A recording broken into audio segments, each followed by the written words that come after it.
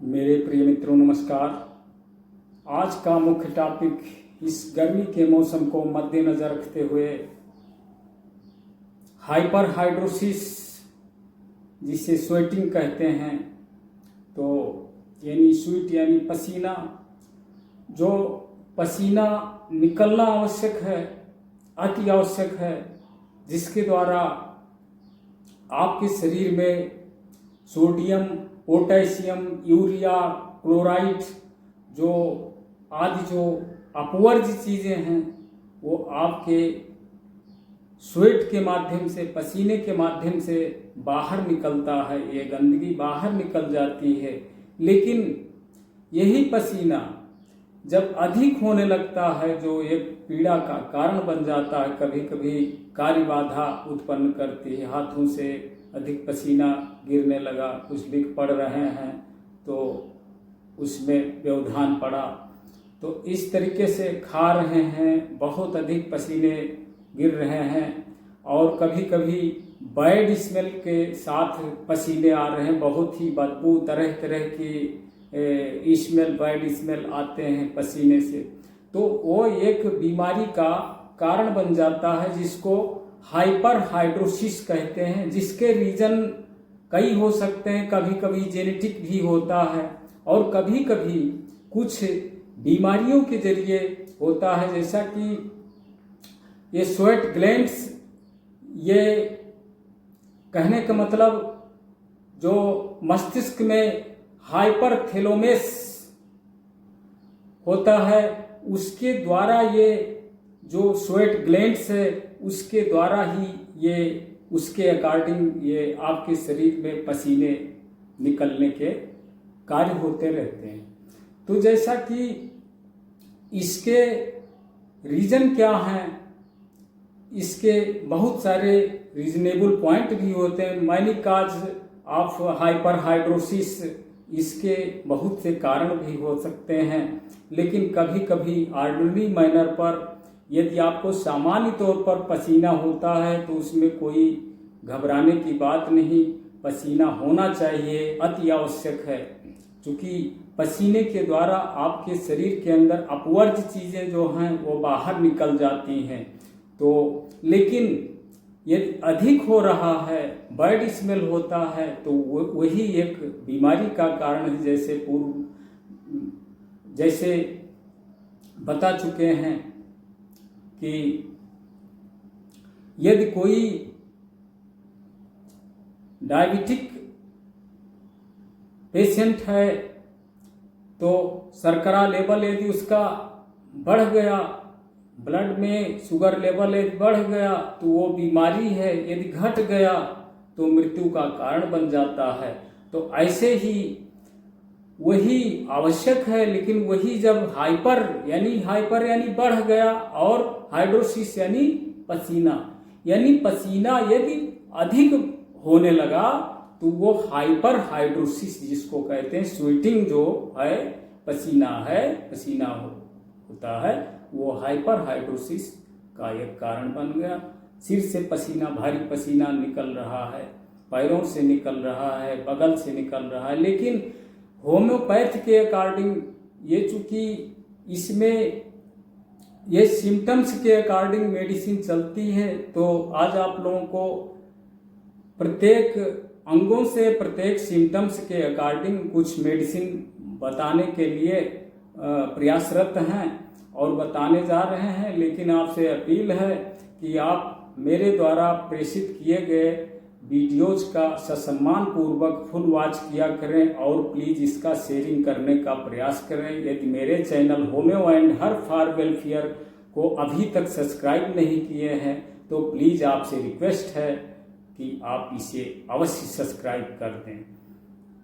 तो चलिए अब जाने कि ये कैसे क्या इसमें सिम्टम्स होते हैं और इसके कारण क्या होते हैं, इसके बारे में जाने।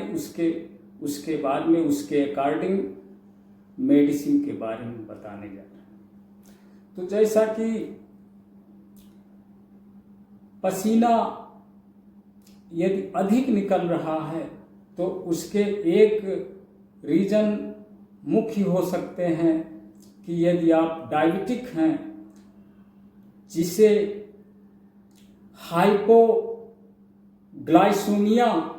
हाइपोग्लाइसीमिया यदि है आपको, इस तरीके से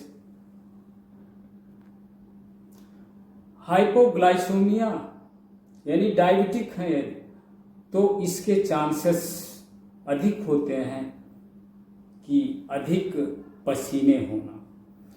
और कभी कभी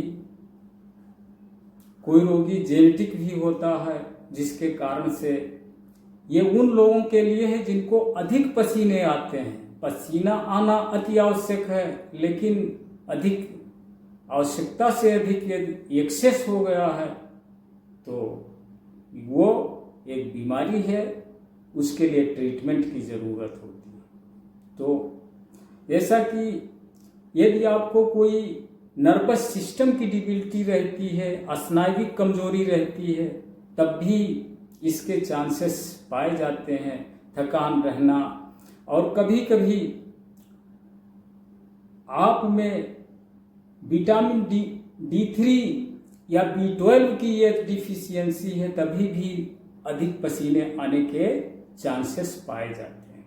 तो ये इसके तो वैसे बहुत सारे रीजनेबल पॉइंट हैं। वैसे कार्सिनोमा के पेशेंट में भी यदि कार्सिनोमा पनप रहा है तब भी ऐसे होते हैं। बहरहाल इसमें कोई घबराने की बात नहीं। और यदि आपको सामान्य तौर पर पसीना होता है तो ये अति आवश्यक है। यदि लिमिट से अधिक है, एक्सेस है, तो इसके लिए होम्योपैथ में बड़ी कारगर मेडिसिन है। इस पर पूरा बिलीव करिए। जो बताने जा रहे हैं वो बहुत ही कार्य करती हैं और सभी बीमारियों के लिए कार्य करती हैं। कोई भी बीमारी यदि क्रॉनिकल हो चुकी है, असाध्य और दुस्साध्य हो चुकी है, वो भी बहुत ही अच्छा रिजल्ट दिखने को मिलता है उनमें भी, और वो पूरी तरह से बीमारी ठीक हो जाती है। बशर्ते इसमें आवश्यकता इस बात की है कि आप किस तरीके से दवा यूज करते हैं। यदि आप फुल मैनर से दवा यूज नहीं कर रहे हैं, दवा लेने के तुरंत बाद कोई चीज़ खा लेते हैं, सुगंधित चीज़ें लेते हैं, लहसुन, प्याज, लौंग, इलायची, हींग इत्यादि का सेवन करते हैं और दवा खाते रहते हैं, तो दवा का असर कम हो जाता है और बाद में आप कहते हैं कि दवा होम्योपैथ की काम नहीं करती। तो आपसे अपील करना चाहते हैं, यदि आप होम्योपैथ की मेडिसिन ले रहे हैं तो आप इन चीज़ों को अवॉइड करेंगे और आप फुल मैनर के साथ मेडिसिन को लेंगे। और जब आप इंटरेस्टेड होकर के चाव के साथ दवा लेंगे तो ये दवा बहुत अच्छा रिजल्ट दिखाएगी। क्योंकि बीमारियों का जो कंसर्नमेंट है, जो इनका रिलेशनशिप है, वो आपके ब्रेन से होता है। तो अब इस पर परिचर्चा करने पर ये विषय बहुत ही गहन और व्यापक हो जाएगा। तो अब इतना तक ही जाने। अब आगे आपको बताना चाहेंगे कि कैसे, कौन सी, किस कंडीशन में कौन सी मेडिसिन यूज करेंगे। तो जैसा कि यदि एक कंडीशन और होता है, यदि महिलाओं में कहीं मासिक स्राव रुक गया है, हार्मोनल इम्बैलेंस की स्थिति हो गई है, तो ऐसे कंडीशन में भी उनको हाइड्रोसिस की शिकायत हो सकती है। तो और अधिक यदि कोई ओबेसिटी के उसमें है, यदि अधिक स्थूल शरीर का मोटा है, तो उसमें भी अधिक पसीने हो सकते हैं। तो कोई घबराने की बात नहीं, ये कोई बहुत आक्रामक और कोई घातक बीमारी नहीं है। इसके लिए बहुत अच्छी अच्छी मेडिसिन है होम्योपैथ में। लेकिन अकॉर्डिंग टू सिम्टम्स के अकॉर्डिंग यदि आप दवा यूज करेंगे तो दवा अवश्य कार्य करेगी, इसमें कोई संशय नहीं है। तो चलिए अब आप पहले सिर से शुरू करते हैं। यदि आपके सिर में बहुत सारा पसीना आता है, सिर में आपके बहुत सारा पसीना आता है और बैड स्मेल भी आता है, तो उसके लिए क्या करेंगे? उसके लिए एक मेडिसिन कैलकेरिया कार्ब 30 पोटेंसी की 5-5 बूंद की मात्रा में दिन में 3 बार यूज करेंगे, बहुत अच्छा रिजल्ट दिखने को मिलेगा।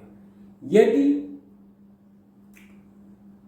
आपके पैरों में अधिक पसीना होता है तब आप क्या करेंगे? एक मेडिसिन है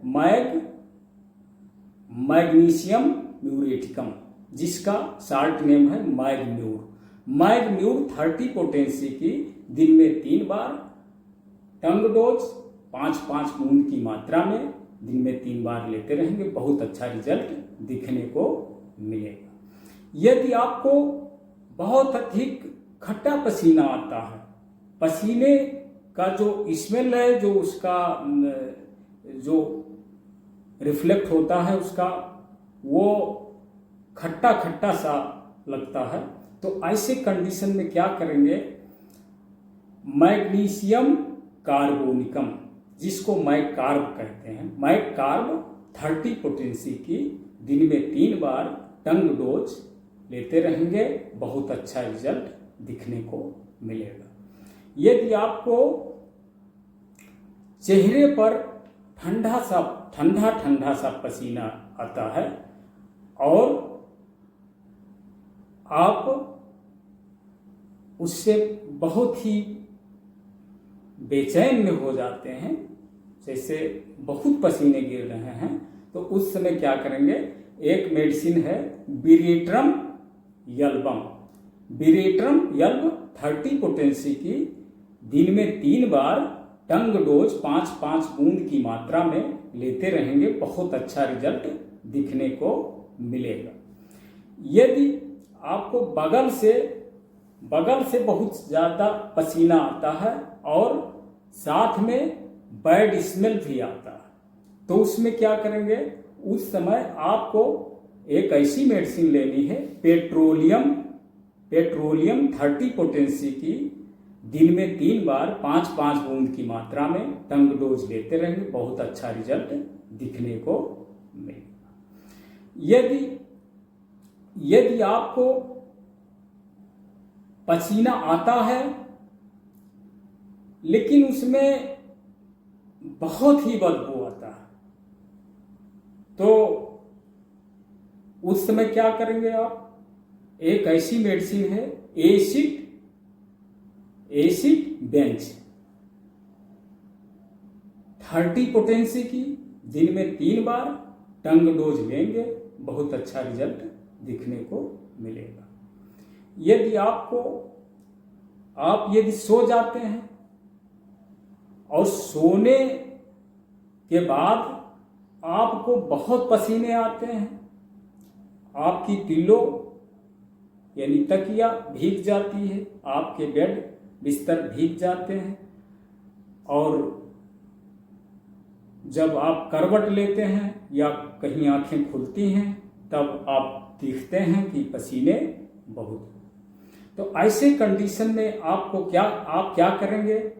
एक ऐसी मेडिसिन है होम्योपैथ की, जिससे कोनियम मैक 30 पोटेंसी की दिन में 3 बार टंग डोज लेते रहेंगे, बहुत अच्छा रिजल्ट दिखने को मिलेगा। यदि आपको चलने फिरने पर पसीने अधिक होते हैं, तो उस समय क्या करेंगे? उस समय मर्कसाल 30 पोटेंसी की, जिसे मर्क्यूरियस कहते हैं, जो पारा से बनाया गया है, मर्कसाल 30 पोटेंसी की टंग डोज दिन में 3 बार लेते रहेंगे, बहुत अच्छा रिजल्ट दिखने को मिलेगा। यदि आपको पसीना आता है यानी पल्पेशन होता है, हार्ट बीट बढ़ जाती है और पसीना आता है। जब पसीना आता है तो हार्ट बीट बढ़ जाती है।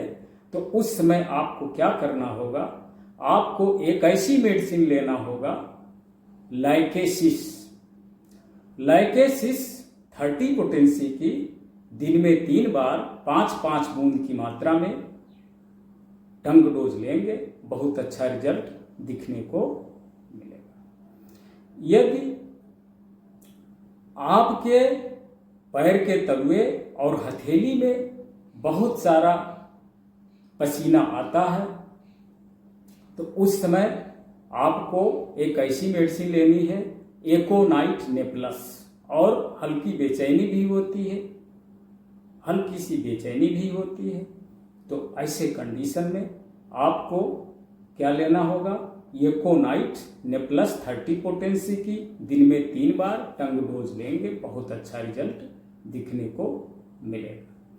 यदि जोड़ों में आपके दर्द है और वहाँ पर भी पसीने होते हैं और बहुत पसीने होते हैं, तो ऐसे कंडीशन में आपको क्या करना होगा, आपको एक ऐसी मेडिसिन लेनी होगी, काली कार्बोनिकम, काली कार्ब 30 पोटेंसी की दिन में 3 बार टंग डोज लेंगे, बहुत अच्छा रिजल्ट दिखने को मिलेगा। यदि